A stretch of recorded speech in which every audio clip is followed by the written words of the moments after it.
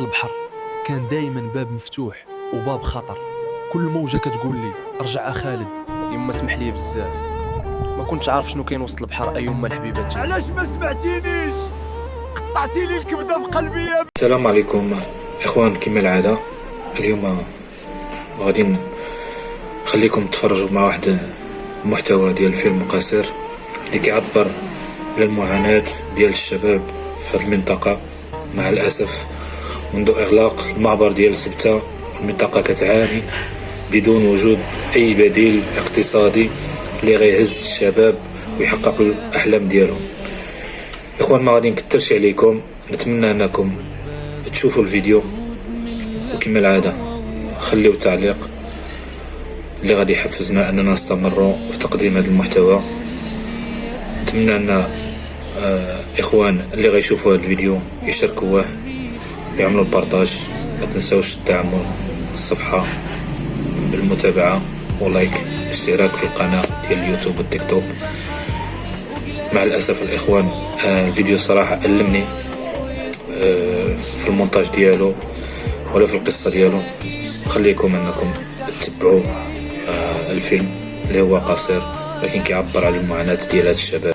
والله يهدي هاد المسؤولين في مدينه صغيره بحال الرينكون وخدمه والو. الدراري كاملين كيكبروا وكيفكروا يهاجروا ويبدلوا حياتهم. شو ما عليك خالد، فاش كتفكر؟ بابا الخدمه لوليد المحلي، بغيت نمشي لاوروبا. لا يا بني، ما تفكرش في هاد الطريق. صبر يا بني. البحر كان دايما باب مفتوح وباب خطر. كل موجة كتقول لي ارجع خالد، وكل حلم كيقول لي زيد. يما اسمح لي بزاف، ما كنتش عارف شنو كاين وسط البحر. ايما الحبيبه تجي. البحر الداخل ليلو مفقود والخارج منه مولود. علاش ما سمعتينيش؟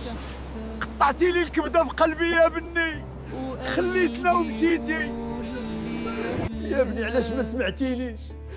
انا ما خاصنيش الفلوس، خاصني غير انت تبقى معايا. انا كبرت في العمر بني خالد، كنتمنى نموت وما نبقاش معذب هيدا.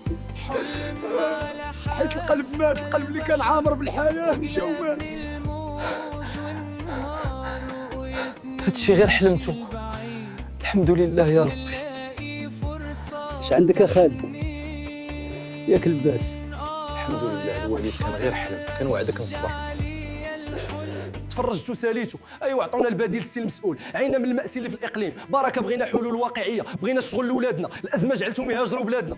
من نهار غلقتوا معبر الدل ديال سبته، الازمه في الرينكون والفنيدق كتغرق، ومرتيل حتى هي مشى للهاويه. راه شهر ديال الصيف ما غاديش يعيشنا حنا وولادنا. بركه من المشاريع الوهميه. بغينا بديل حقيقي للتنميه في الواقع ماشي في التصاور، والواقع مره مخنوق بالسياسه ديالكم. وفي الاخير كنوجه رساله للشباب: ما تهاجروش بلادكم. تفكر الام ديالك والاب ديالك اذا غامرتي وما رجعتيش كيفاش غادي تخليها؟ راه الكبده ديالها ماشي سهله. تفكروا الوالدين ديالكم كبروكم وغامروا عليكم. تفكروا هذا المحتوى اللي تفرجتوا فيه كيفاش غادي تخلي الام ديالك. الله يسمح لينا من الوالدين. وكما تفرجتوا الإخوان في هذه المشاهد، نتمنى أن الرسالة توصل وتكون فعلا كتدق هذا الناقوس ديال الخطر اللي كيتربص بهذا الإقليم. نتمنى أن كل شيء يشارك ويعمل بارطاج باش توصل الرسالة أكثر.